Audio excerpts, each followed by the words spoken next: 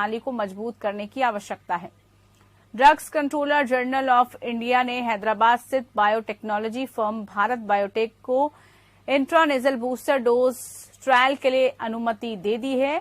Trial 9 अलग अलग जगहों पर किया जाएगा। इस महीने की शुरुआत में डीसीजीआई की विशेषज्ञ समिति ने भारत बायोटेक को अपने इंट्रानेजल कोविड वैक्सीन BBV154 के तीसरे चरण के ट्रायल के लिए मंजूरी दे दी है। अब सवाल यह है कि क्या वाकई नजल वैक्सीन गेम चेंजर साबित होगी? क्या भारत के लिए ये संकट मोचक साबित होगी? लोगों को कब तक ये मुहैया हो पाएगी? करेंगे पूरा विश्लेषण आज विशेषज्ञों के साथ।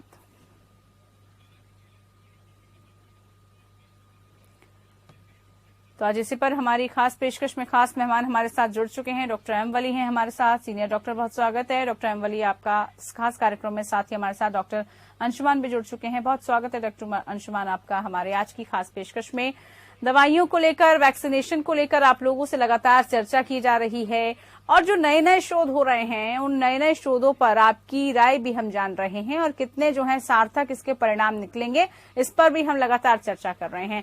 डॉक्टर एम वली, आप इससे कार्यक्रम की शुरुआत करते हुए अगर इस तरीके की अचीवमेंट्स को और मोटिवेट करती है तो यकीनन बधाई के पात्र सभी बन जाते हैं। डॉक्टर अंशुमान, क्या इस पर सबसे पहले आपका क्या नजरिया है, कैसे आप इसको देख रहे हैं? कितनी बड़ी जीत और कितना आपको लग रहा है एक सकारात्मक जो है सकारात्मक रुख की तरफ हम जाते हुए नजर आ रहे हैं? क्योंकि लगातार कई ट्रायल्स भी हो रहे हैं और कहा जा रहा है कि अगर ये आता है तो यकीनन बहुत फायदा इससे मिलने वाला है, क्योंकि अब तक जितनी भी रिसर्च हुई, जितनी भी वैक्सीनेशन आई है उससे कोई प्रभावी असर या रोकने में वो कामयाब नहीं हो पाई हैं। जी पूजा, बातों ही शुरू करते हैं। वली साहब ने जहाँ पे आपने बधाई की बात कही थी, बधाई हो बधाई, तो उसी बधाई से मैं शुरू करता हूँ कि ये बात तब मैंने कह दी थी जब वैक्सीन के ट्रायल चल रहे थे, वैक्सीनेशन रोल आउट नहीं हुआ था वर्ल्ड वाइड। तभी मैंने कहा था नेजल स्प्रे वैक्सीन की जरूरत है, उस पर ट्रायल होना चाहिए। तब तक किसी ने यहाँ चालू नहीं किया था। उसका आधार क्यों था?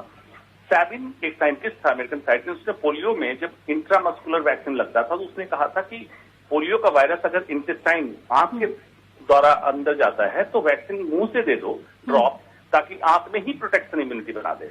जो हम बार बार आपके कार्यक्रम में भी डिस्कशन करते थे कि संक्रमण तो होगा वैक्सीन लगने के बाद, लेकिन अति गंभीर बीमारी नहीं होगी। उसी को तोड़ने ये वैक्सीन आएगा। Nasal spray vaccine immunoglobulin A mucosa पे बनाएगा, संक्रमण भी रोकेगा और उसके तुरंत बाद आईजीएम इम्यूनोग्लोबुलिन एम बनाएगा, फिर लंबे समय के लिए आईजीजी बनाएगा। लेकिन अभी इस वैक्सीन की बात ज्यादा चल रही है बूस्टर डोज के लिए, क्योंकि इसका प्रोटेक्शन लंबे समय के लिए नहीं होगा, कम समय के लिए होगा।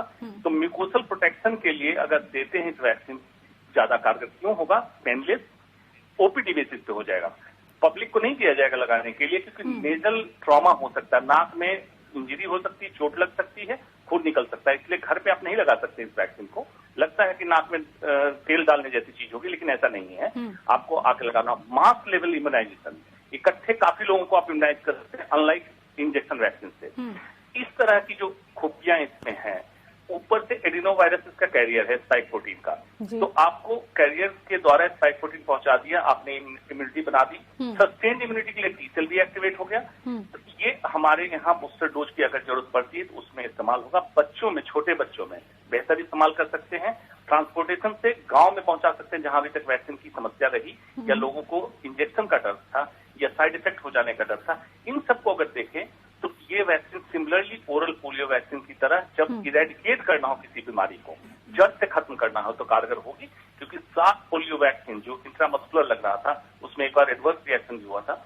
उसके बाद जब ओरल पोलियो वैक्सीन आया, इरेडिकेट कर दिया गया वर्ल्ड से पोलियो को। फिर अभी अमेरिका ने ओरल पोलियो वैक्सीन बंद कर दिया है कि भी कभी भी इम्यूनो कॉम्प्रोमाइज बच्चों में अगर वैक्सीन लगाना हो तो इंट्रामस्कुलर लगा रहे हैं। इस थ्योरी को ऐसे समझने की जरूरत है कि ये इरेडिकेशन में मदद करेगा, मतलब जड़ से खत्म करने में, कोरोना को खत्म करने में मदद करेगा। और फॉलोड बाई अगर कभी कोई आउटब्रेक होता है, कुछ होता है, तो हमें इंट्रामस्कुलर वैक्सीन की आवश्यकता हो।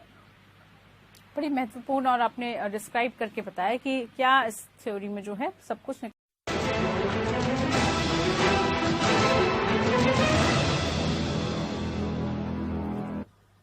ब्रेक के बाद एक बार फिर से स्वागत है आप सभी का आज हमारी खास पेशकश में, जिसमें हम नेजल वैक्सीन को लेकर लगातार चर्चा करें। खास मेहमान हमारे साथ जुड़े हुए हैं जो हमें हर एक जानकारी और साथ ही साथ क्या कुछ जो है इसमें शोध हो रहा है उसकी सटीक जानकारी पहुंचा रहे हैं। डॉक्टर अंशुमान, जैसे डॉक्टर वली ने भी कहा कि थोड़ा हमें इंतजार करना होगा और 6 महीने तकरीबन बताया जा रहा है कि वक्त लग जाएगा, तो क्या इसको किस तरह से लिया जाएगा? बूस्टर डोज के तौर पर इसको लिया जाएगा और क्या इसके बाद किसी और चीज की जरूरत नहीं पड़ेगी? क्योंकि अभी भी जैसे हालिया केस हुए हैं कि वैक्सीनेट होने के बाद भी, दोनों डोज लगाने के बाद भी कोरोना के संक्रमण में लोग आए हैं, उसका असर लोगों पर पड़ा है। तो किस तरह से जो है अब लोग कहेंगे कि क्या गारंटी है इसके बाद ना हो, या फिर इम्यूनिटी कितनी डेवलप हो जाए? ये जो है लोगों के जहन में इस वक्त सबसे बड़ा सवाल है। देखिए, इसकी इफिकेसी पे कंपनी भी अभी कोई बात नहीं कर रही है।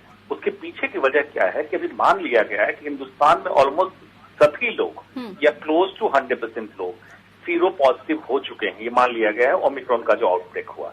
इसका मतलब है आपके बॉडी में एंटीबॉडी है। अब हमें क्या करना है कि फेज 3 ट्रायल चल रहा है, 25-26 हजार के बीच में केसेज रिक्रूट किए हैं। जब ट्रायल पूरा हो जाएगा, पीयर रिव्यू होगा, एथिकल कमेटी क्लियरेंस होगा, इसमें जो भी समय की प्रक्रिया लगेगी वो ये तो आपको ट्रायल जो कर रहे हैं वही बताएंगे। इसकी स्टार्टिंग में बूस्टर डोज की ही बात की है।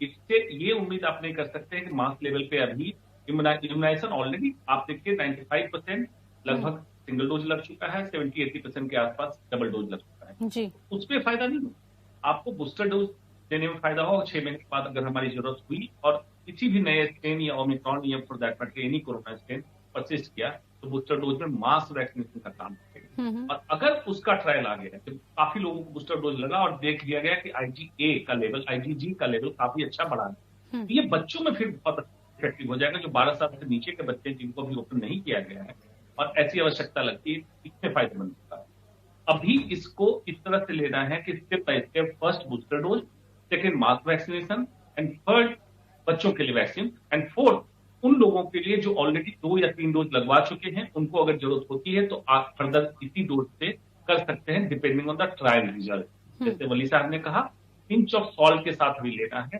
क्योंकि हमारा मेडिकल साइंस हर कोई कहता है एविडेंस को, तथ्य की बात करो, तथ्य है तो आगे बताओ, तथ्य नहीं तो बताओ। पब्लिक जिनकी आपने आशंका जाहिर की, जिनके मन में ये लगता है संक्रमण भी रोकेगा, जो आमतौर पर इंजेक्टेबल वैक्सीन अभी तक नहीं रोक रहा था, कोविशील्ड या कोवैक्सीन या स्पुतनिक। दूसरा, आपको अति गंभीर रूप होने से रोकेगा। जिनको ये डर है कि वैक्सीन तो हमने लिया ही था लेकिन हम संक्रमित हो गए, आप संक्रमित हुए लेकिन आपको वेंटिलेटर की आवश्यकता नहीं, ऑक्सीजन नहीं, भर्ती नहीं होना पड़ा, तो वैक्सीन आपको प्रोटेक्ट किया। सिमिलरली ये नेजल वैक्सीन भी आपको प्रोटेक्ट करेगा और साथ में RT-PCR रिपोर्ट भी पॉजिटिव दे देगा और दूसरों को स्प्रेड करने में भी बचाएगा। इसलिए ट्रिपल प्रोटेक्शन है। रिजल्ट आने दीजिए फिर। ठीक है, रिजल्ट का इंतजार है सभी को।